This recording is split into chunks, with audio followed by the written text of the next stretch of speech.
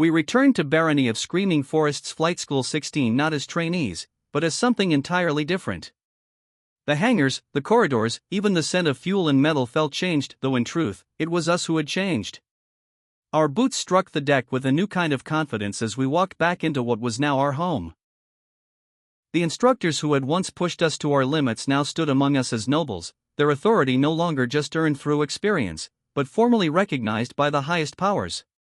It was strange at first, seeing them that way, familiar faces, but elevated, carrying themselves with a weight that hadn't been there before. Still, there was pride in their eyes when they looked at us, and that mattered more than any title. A formal photo was taken shortly after our return. We stood in formation, dressed in our flight uniforms, ranks freshly assigned and still carrying that polished shine that hadn't yet been worn down by time or hardship. It wasn't just a picture, it was a marker of transformation. Most of the class wore the insignia of recruit pilots, a symbol of entry into something far greater than training. But for me, and the candidate who had placed second, things were different. We had been elevated to Navy pilots, entrusted not just with flying, but with leadership. Squadrons of our own. Responsibility for lives, for missions, for outcomes that would matter far beyond ourselves. As the image was captured, I remember thinking that this moment would be looked back on not for what we were, but for what we were about to become. The structure of command settled quickly after that. Most of our instructors retained their ranks as warrant officers, their expertise too valuable to remove from direct operational roles. However, 4 of them, those selected to command the wedges, were promoted to pilot first petty officer. These weren't just ceremonial advancements, these were individuals with multiple postings, years of experience, and the kind of judgment that only comes from surviving real engagements. Above them, one stood apart. A veteran among veterans, promoted to first lieutenant, tasked with leading the entire wing. It was a clear chain of command, built not just on rank, but on proven capability. Class 2 arrived just a day after we did. Watching them disembark reminded me of how we must have looked not so long ago, uncertain, observant, trying to take everything in at once. They were processed quickly, assigned their quarters, and issued their spacesuits on day 1. There was no delay, no easing into the system. The tempo had increased, and they would have to match it or fall behind. By day 2, we were already gone. Our light carrier, flanked by its escort ships, departed Hago with purpose. The addition of Firentis escort vessels gave the fleet a heavier presence, a clear signal that this patrol was more than routine. As the stars stretched into lines and the system faded behind us, the reality of it settled in. We were now officially on patrol. Not training exercises. Not simulations. This was our sector, our responsibility, and for the next month, we would be the line that held it. The ship's structure reflected that responsibility. 2 primary wings, Wing 1 and Wing 2, formed the backbone of our fighter operations. Wing 1, the more established of the 2, was divided into 4 wedges, Alpha, Bravo, Charlie, and Delta. Alpha Wedge stood as the core, the most immediately operational grouping, and it carried a unique weight. Alpha Wedge consisted of 5 squadrons, each with its own identity and leadership. Purple Squadron, my squadron, stood at the front of it. Leading it alongside me were 4 of my classmates, individuals I had trained with, competed against, and come to trust. There was no need to build cohesion, it was already there. Green Squadron followed, led by the second-best candidate of our class, commanding 4 other graduates who had proven themselves capable under pressure. The remaining squadrons, Yellow, Red, and Rose, were each led by former instructors, now working alongside graduates, blending experience with fresh skill. It was a deliberate design. Balance. Stability. Bravo, Charlie, and Delta wedges were structured differently. These would be filled primarily by Class 2 and remaining instructors, creating a layered system where new pilots could learn directly within operational units. Any overflow from Class 2 would begin forming the foundation of Wing 2, which would later be completed with the arrival of Class 3 and additional instructors. Wing 2 mirrored the structure of Wing 1, with its own 4 wedges, Echo, Foxtrot, Golf, and Hotel. It wasn't fully formed yet, but it would be. The design was clear, growth was expected, planned, and already in motion. Then there was Wing 3, the support wing. Often overlooked by those focused solely on combat, but just as critical. It housed search and rescue shuttles, ready to respond at a moment's notice. Light shuttles for VIP transport, ensuring command mobility. Heavy shuttles designed for troop and cargo movement, capable of sustaining operations across distances. And perhaps most importantly, the heavy assault ships of the Auxilia, our hammer when precision strikes weren't enough. Together, they formed the backbone that allowed the fighter wings to operate effectively. When all numbers were considered, the scale became clear. Nearly 200 new fighter pilots integrated into this system. Of those, 6 squadrons would be commanded by top candidates like myself and a select few others. The rest would fall under the leadership of veteran instructors, ensuring that experience guided every action taken. Above us all, 2 veteran instructors would command the wings, with one overseeing the entire operational structure. It was a hierarchy built for efficiency, resilience, and adaptability. As the days passed and the patrol truly began, the rhythm of operations settled in. Briefings, sorties, maintenance checks, simulations layered between real assignments.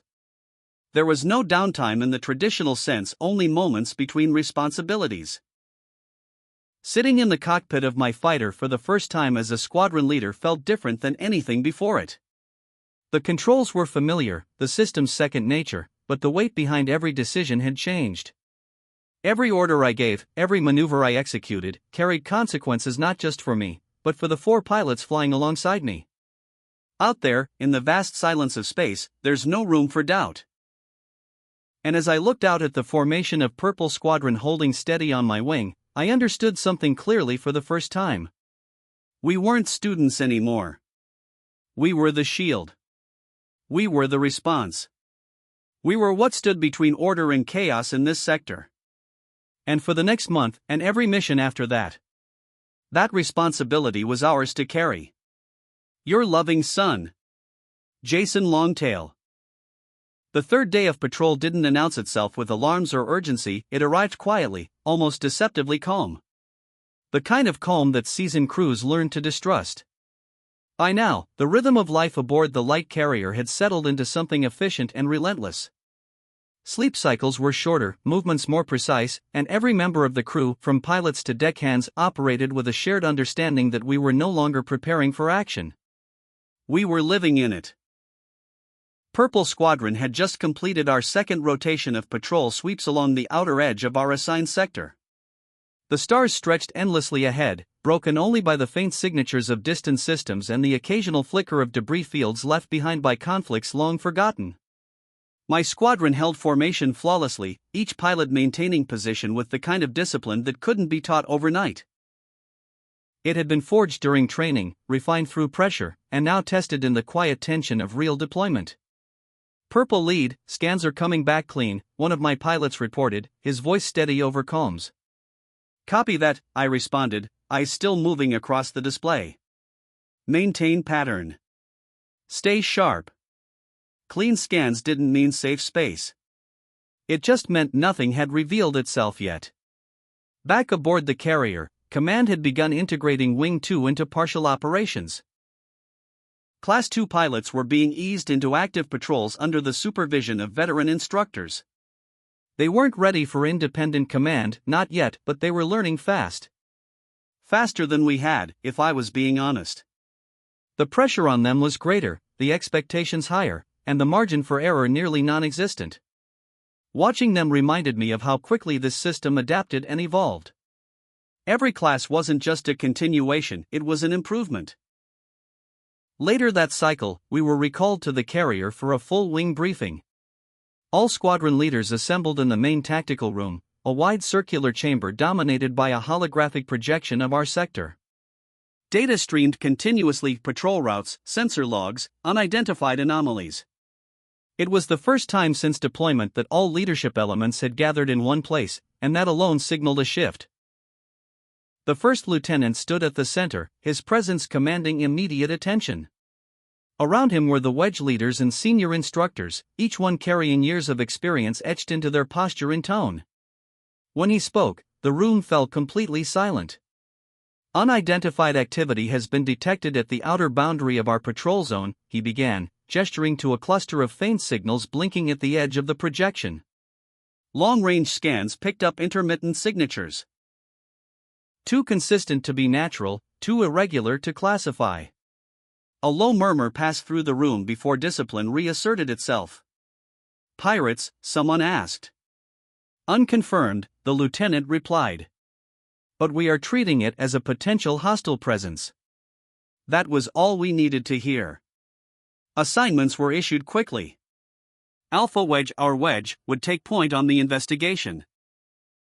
Purple and green squadrons would move ahead as the forward element, with yellow and red providing support at a distance. Rose Squadron would remain closer to the carrier as a rapid response unit. The plan was clear: identify, observe, and only engage if necessary. As we filed out of the briefing, the weight of what was coming settled in. This wasn't a drill. This wasn't controlled training. Whatever was out there would not follow our rules. Within the hour, we were back in our fighters. Purple Squadron, launch sequence initiated, I called out as the hangar doors opened to the void. One by one, our fighters lifted off, engines flaring as we cleared the carrier and formed up in tight formation. Green Squadron joined us moments later, their formation slotting in seamlessly beside ours. Stay close. Stay alert, I ordered. We don't know what we're walking into. The journey to the outer boundary took time. Long enough for silence to settle in again, broken only by system checks and occasional status updates. As we approached the coordinates, sensors began to react. Lead. I'm picking up something, one of my pilots said, tension creeping into his voice. Confirm, I replied. Multiple contacts. Faint, but they're there. And, they're moving. I leaned forward slightly, eyes narrowing at the display. There it was. Not debris. Not natural interference. Ships. Small, scattered, trying to stay hidden. Green lead, you seeing this? I transmitted. Affirmative. Multiple signatures. Formation is loose. Not military standard. Which meant one thing. Pirates, I said quietly. They hadn't seen us yet, or if they had, they weren't reacting. That gave us the advantage. Hold formation, I ordered. No aggressive moves. Let's get closer. We advanced slowly, closing the distance. The shapes began to resolve. Light vessels, poorly organized, but armed. Definitely not part of any recognized fleet. And definitely not supposed to be in our sector. Then one of them turned. A sharp movement. Too sharp.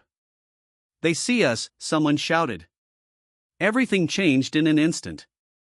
The pirate ships scattered, engines flaring as they broke formation. Some attempted to flee, others turned directly toward us, desperation overriding strategy. Purple Squadron, engage. I commanded. The void erupted into motion. Engines roared, weapons systems came online, and the calm of space shattered into controlled chaos. My fighters surged forward, locking onto the nearest hostile. The targeting reticle steadied. Fox.